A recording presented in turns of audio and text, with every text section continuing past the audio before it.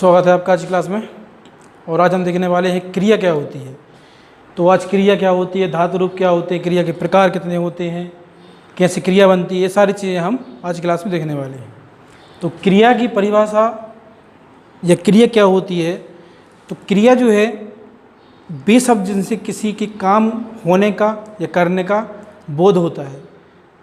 ये जिन शब्दों से ऐसा लगता है कि कहीं न कहीं किसी के द्वारा कोई क्रिया की जा रही है या क्रिया घटित हो रही है, उसे कहते हैं क्रिया। जैसे चलना है, फिरना है, इसके लिए कोई ना कोई आपको कर्म करना पड़ेगा, कोई ना कोई आपको कार्य करना पड़ेगा। तो क्रिया उन शब्दों से जिनसे किसी कार्य करने का या होने का बोध होता है, उसे हम क्रिया कहते हैं। ठीक है, क्रिया। अब ये हो जाती है क्रिया की परिभाषा। क्रिया के बाद हम देखते हैं धातु रूप क्या होते हैं, जिनसे क्रिया का निर्माण होता है, उसे कहते हैं हम धातु रूप। ठीक है, जिनसे क्रिया का निर्माण होता है उसे कहते हैं हम धातु रूप। जैसे ये धातु रूप में मान के चलते ये लिखा है लिख, ये लिख जो है वो धातु रूप होता है। इसमें हम ता प्रत्यय लगा देंगे या ता लगा देंगे तो बन जाएगा लिखता, तो लिखता हो जाएगी क्रिया। या ना लगा देंगे तो बन जाएगा लिखना, तो लिखना हो जाएगी क्रिया। ठीक है, तो जिससे मिलकर क्रिया बनती है उसे कहते हैं धातु रूप। लिख, पढ़, ये जो है ये धातु रूप है। इसमें हम प्रत्यय लगाते हैं तो बन जाती है क्रिया, धातु रूप कहलाते हैं आपके ये वाले। ठीक है, अब देखते हैं क्रिया के प्रकार कितने होते हैं। तो क्रिया के आपके दो प्रकार होते हैं, एक कर्म के आधार पर और एक रचना के आधार पर। तो कर्म के आधार पर देखते हैं पहले हम कि कर्म के आधार पर क्रिया के कितने प्रकार होते हैं। तो कर्म के आधार पर क्रिया के दो प्रकार होते हैं, अकर्मक और सकर्मक। ठीक है, अकर्मक और सकर्मक, इन दोनों में हमने देखा कि ये किस कर्म के आधार पर इसके भेद हैं। तो कर्म के आधार पर भेद हैं सकर्मक कर्म सहित, अकर्मक बिना कर्म के। तो वह वाक्य, वह क्रिया जो बगैर कर्म के आए तो अकर्मक, और कर्म के सहित आए तो सकर्मक। ठीक है, अब इसमें कुछ उदाहरण दिए हैं, उनके माध्यम से देखते हैं कि अकर्मक सकर्मक में अंतर क्या रहता है। तो जैसे चलना है, तो चलना जो है वो आपकी अकर्मक क्रिया है, क्योंकि चलने के लिए क्या चाहिए, पैर, और पैर आपके साथ रहते हैं।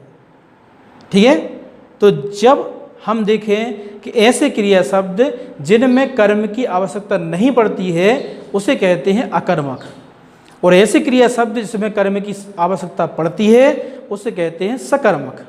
ठीक है, जैसे उड़ना, तो उड़ने के लिए क्या चाहिए, पंख, पंख जोड़ता है उसके पास रहते हैं। ठीक है, तो जैसे कि चलना, फिरना, दौड़ना, भागना, ये आपकी अकर्मक क्रिया है। और सकर्मक क्रिया में जैसे लिखना, पढ़ना, तो आपको पता है पढ़ने के लिए कुछ चाहिए, पुस्तक चाहिए, लिखने के लिए भी कुछ चाहिए, खाने के लिए भी कुछ चाहिए और पीने के लिए भी कुछ चाहिए। तो ये जो हैं ये सकर्मक क्रिया कहलाती हैं। ठीक है, और अकर्मक क्रिया में इनमें कुछ नहीं चाहिए। जैसे हम कहते हैं वह दौड़ता है, तो इसमें कर्म अगर हम चाहें भी लगाना तो कर्म नहीं लगा सकते। ठीक है, क्योंकि दौड़ने के लिए हाँ कहीं दौड़ सकते हो आप, पर दौड़ तो उसके बगैर भी सकते हो। मान चलते हैं हम ग्राउंड में दौड़ता है, तो ग्राउंड कर्म थोड़ी है, क्योंकि दौड़ने के लिए क्या चाहिए आपको, पैर, कर्म करने के लिए क्या चाहिए, पैर, दौड़ तो कहीं भी सकते हैं। तो वो कहलाती है आपकी अकर्मक क्रिया। और जिसके लिए आपको कर्म की आवश्यकता पड़ेगी वो कहलाती है सकर्मक क्रिया। ठीक है, अब देखते हैं हम कर्म के आधार के बाद रचना के आधार पर क्रिया के भेद। तो रचना के आधार पर क्रिया के 8 भेद होते हैं। तो 8 भेदों को हम देखते हैं। ठीक है, रचना के आधार पर क्रिया के 8 भेद होते हैं, उनको हम देखते हैं। पहले नंबर पर होता है योग क्रिया।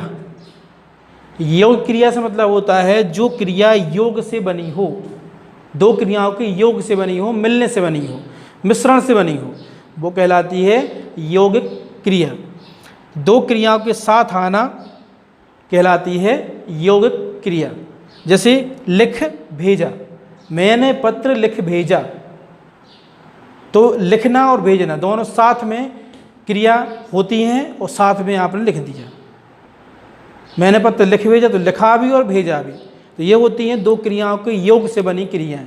ठीक है, ठीक है। दूसरे नंबर पर होता है आपका संयुक्त क्रिया। संयुक्त मतलब जोड़ के बनाई गई हो क्रिया। तो दो धातुओं से बनी क्रिया संयुक्त क्रिया कहलाती है। ठीक है, जैसे हम देखें कि चल देना है, वह है या उसने चल दिया।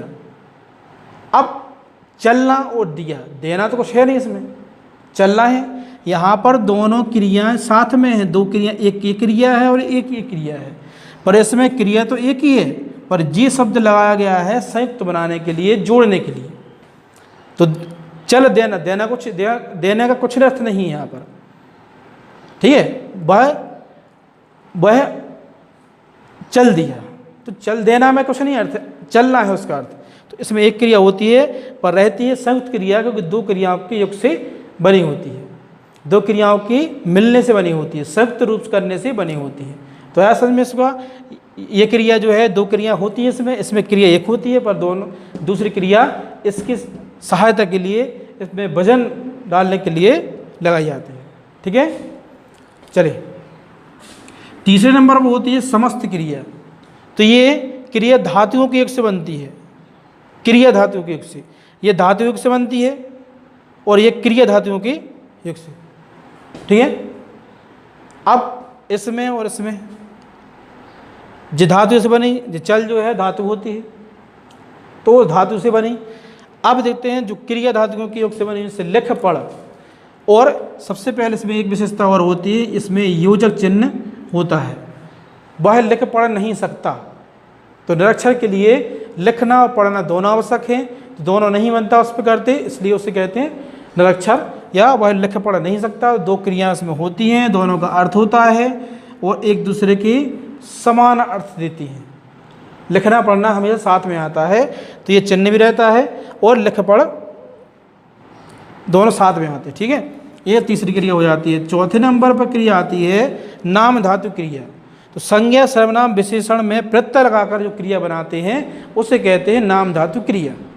संज्ञा सर्वनाम विशेषण में प्रत्यय लगाकर बनाते हैं, जैसे शर्म से बना शर्माना, लालच से बना ललचाना, तो ये हो जाती हैं नाम धातु क्रिया।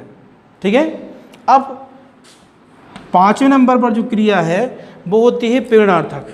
तो प्रेरणार्थक क्रिया जो है वो भी दो प्रकार से होती है, प्रथम प्रेरणार्थक और द्वितीय प्रेरणार्थक। प्रथम प्रेरणार्थक में क्या होता है, इसमें प्रेरणा हम देते जिसको, उसको काम करने के लिए। जैसे हम कहें कि तुम सागर चले जाना, तो हमने कहा, किससे कहा, दूसरे से, कि तुम सागर चले जाना। सागर कौन जाएगा, वो जाएगा जिससे हमने कहा है। तो ये हो जाती है प्रथम प्रेरणार्थक। हमने प्रेरणा दूसरे व्यक्ति को दी और दूसरा व्यक्ति वो काम करने चला जाता है। ठीक है, ये प्रथम प्रेरणार्थक। अब इसी में एक दूसरा प्रकार होता है द्वितीय प्रेरणार्थक। इसमें हम प्रेरणा देते हैं दूसरे को, दूसरा प्रेरणा देता है तीसरे को, तो काम करता है तीसरा व्यक्ति। तो बात किसकी मानी गई, दूसरे व्यक्ति की। तो द्वितीय प्रेरणार्थक, जैसे हमने कहा कि तुम किसी को सागर भेज देना, तो ये किसी और से कहा कि तुम किसी और को सागर भेज देना, तो हमने उसको प्रेरणा दी, उसने उसको प्रेरणा दी। द्वितीय प्रेरणार्थक के बाद ये क्रिया पूर्ण होती है, इसलिए हम इसे द्वितीय प्रेरणार्थक कहते हैं। ठीक है, अब देखते हैं समापिका और असमापिका क्रिया।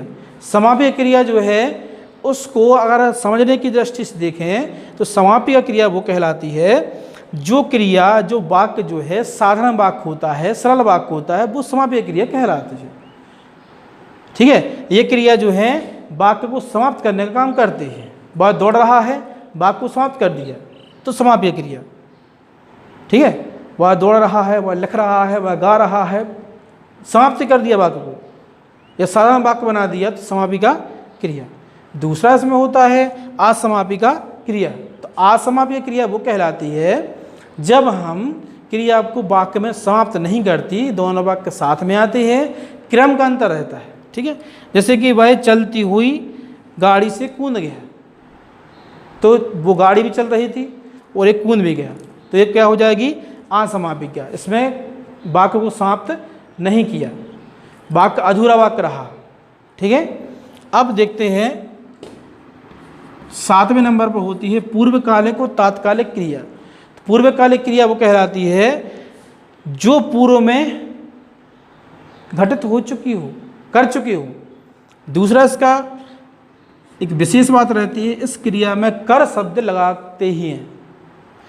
पूर्वकालिक क्रिया में कर शब्द का प्रयोग करते हैं, कर शब्द क्रिया के बाद लगाते हैं। जैसे वह पढ़कर सो गया, वह लिखकर सो गया, वह खाकर सो गया, तो कर शब्द इसमें लगाते हैं। तो कर शब्द लगाते हैं इसलिए इसे पूर्वकालिक क्रिया भी कहते हैं। इसके बाद होती है तात्कालिक क्रिया, जो तत्काल घटित हो। वह आते ही सो गया, इसमें एक क्रिया आने की हुई, तत्काल दूसरी क्रिया उसने पूर्ण कर दी। वह आते ही सो गया, पहली क्रिया की, उसके बाद दूसरी क्रिया पूर्ण कर दी। ठीक है, तो जो हो जाती है तात्कालिक और पूर्वकालिक क्रिया। 8वें नंबर पर होती है अनुकरणात्मक क्रिया। इसमें अनुकरण करके बताया जाता है, सुन के बताते हैं। ठीक है, जो जिस ध्वनि को हम सुनते हैं उसके बाद जो क्रिया बनती है वो कहलाती अनुकरणात्मक क्रिया। जैसे खटखटाना, तो खटखट की आवाज़ सुनते हैं, उससे बनी आपकी अनुकरणात्मक क्रिया खटखटाना। हिनहिनाना, तो हिन हिंस क्रिया से बनती है हिनहिनाना। ये क्रिया अनुकरण से बनती है, सुनने से बनती है। ये क्रिया वैसे नहीं होती है, सुनने के बाद से बनती है। ठीक है, तो आज क्लास में हमने देखा क्रिया की परिभाषा क्या होती है, क्रिया के धातु रूप क्या होते हैं, क्रिया के प्रकार कितने होते हैं, कर्म के आधार पर प्रकार आपके इसके 2 होते हैं, और रचना के आधार पर उसके 8 प्रकार होते हैं। तो ये आपकी क्रिया लिखी है, जी क्रिया के प्रकार। ठीक है, योग क्रिया, संयुक्त क्रिया, समस्त क्रिया, नाम धातु क्रिया, प्रथम प्रेरणार्थक क्रिया और द्वितीय प्रेरणार्थक क्रिया, समापिका और असमापिका क्रिया, पूर्वकालिक क्रिया और तात्कालिक क्रिया, और अनुकरणात्मक क्रिया। ठीक है, तो आज की क्लास में इतना ही। अब मिलते हैं एक अगली क्लास में एक नया चैप्टर के साथ।